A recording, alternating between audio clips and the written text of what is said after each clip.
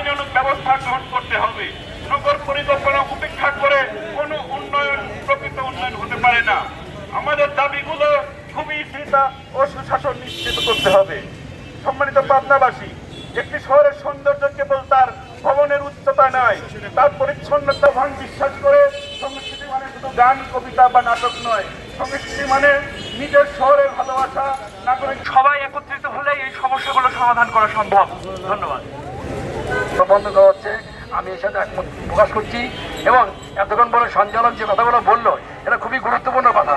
মাধ্যমে পৌরবাসীরা পৌরসভা ড্রেনে ফেলতেছে, রাস্তার পর ফেলতেছে, খেলায় পড়ে এগুলো। আর আমাদের জনপ্রতিনিধি অতি তাড়াতাড়ি চাই, কারণ আমাদের এগুলো কোনো কেয়ার নিচ্ছে না। অতএব আমাদের অতি তাড়াতাড়ি প্রশাসনের মাধ্যমে পৌর চেয়ারম্যান নিয়োগ দেওয়া হবো। প্রশাসন দিকে তার তাকাবে, কারণ এই ময়লা একটা মানে আমাদের পৌরসভার যে ময়লা, এই ময়লা আমাদের গলার কাটা হয়ে গেছে।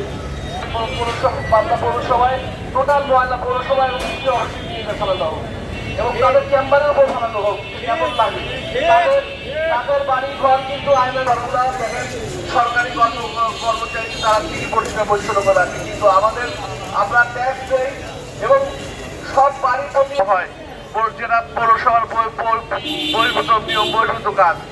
তবুও আমরা আমাদের কল্যাণের জন্য আমরা এই কাজ বর্জ্যর ব্যবস্থা করা হোক, এই বলে আমি বক্তব্য শেষ করছি। ধন্যবাদ লিটন ভাইকে। নেই শহরের একটি গুরুত্বপূর্ণ রোড আলাইকুলা রোড, প্রায় কয়েক বছর যাবৎ সেখানে বেহাল দশা। এর সঙ্গে আছে এই শহরগুলিতে হাইওয়ের পাশে যেখানে সেখানে ফেলে রাখে, এর ফলে আমাদের চলাচল করতে হয় সেই দুর্গন্ধের মধ্য দিয়ে। পৌরসভা নিশ্চিত করছে না, কাজেই আমরা এই ব্যাপারগুলোর অবস্থান চাই। এ পর্যায়ে বক্তব্য নিয়ে আসছেন পাবনা জেলার সামাজিক সাংস্কৃতিক রাজনৈতিক ময়লা ধুয়ে রাস্তায় বৃষ্টির পানির সাথে বাসা বাড়ির ভেতরে প্রবেশ করছে, রোগ জীবাণু ছড়িয়ে পড়েছে।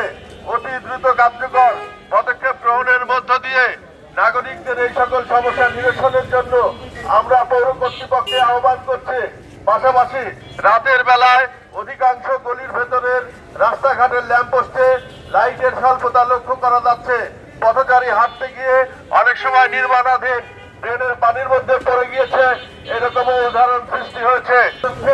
এবং পাবনার পুরনো ঐতিহ্য ফিরিয়ে আনবার লক্ষ্যে পৌর কর্তৃপক্ষকে আমি আকুতি জানাচ্ছি, আপনারা কার্যকর পদক্ষেপ গ্রহণ করুন।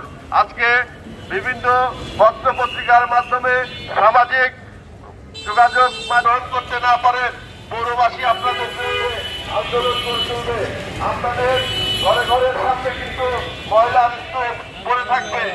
আর আহ্বান ব্যক্ত করে আমি আমার কথা শেষ করছি। সবাইকে ধন্যবাদ। আসসালামু আলাইকুম। যে পরিষেবা থেকে বঞ্চিত করছে এই বিষয়ে কথা বললাম। সেই সঙ্গে আমরা পোস্টপেড মিটারে আমরা বিদ্যুৎ বিল পরিশোধ করতাম এবং প্রতি মাসের বিদ্যুৎ বিল আমরা প্রতি মাসে দিতাম। আমাদের মিটারটাতে একটি মিটার বসিয়ে দিয়েছে এবং সেই মিটারের চার্জ প্রতি মাসে তারা কেটে নিচ্ছে এবং ডিমান্ড চার্জের নাম করে তারা মিটার মানে 2500 টাকা কাটছে এবং সেই সঙ্গে peak hour, off peak hour সহ বিভিন্ন রকমের সন্ধি বিক্রি করে অতিরিক্ত বিদ্যুৎ কেটে নিচ্ছে। মাস পার হচ্ছে না। আমরা এই বিষয়ে আমরা প্রশাসনিকরা এই পৌরবাসীকে জনদুর্ভোগের মধ্যে না ফেলে বরং জনকল্যাণমূলক একটি ব্যবস্থা করে অতিরিক্ত টাকা জনগণের টাকা যেন না করতে পারে। এটা করে জনগণের মধ্যে এক চরম অসন্তুষ্ট ময়লা আবর্জনা, রাস্তাঘাট ভাঙাচোরা, এই সমস্ত বিষয়ে আমি সঞ্জয় ভাইকে কিছু বলবার জন্য মিলিত আহ্বান করছি। এখানে এই মানববন্ধন করা হচ্ছে। আসলে সত্যিই বিভিন্ন জায়গায় মানুষ অত্যন্ত দুর্ভোগের মধ্যে আছে।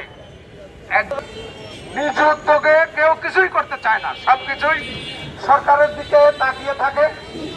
এই পরিস্থিতিতে অনেক জায়গায় নানান সমস্যা তৈরি হয়েছে। তারা আজকের এই মানববন্ধনের ব্যবস্থা করেছেন, তাদেরকে আমি ধন্যবাদ জানাই। এই সমস্যাটা যতদূর কর্তৃপক্ষের কাছে আহ্বান জানাব, দ্রুত পদক্ষেপ নেন, মানুষ যাতে এই দুর্ভোগ থেকে বাঁচতে পারে।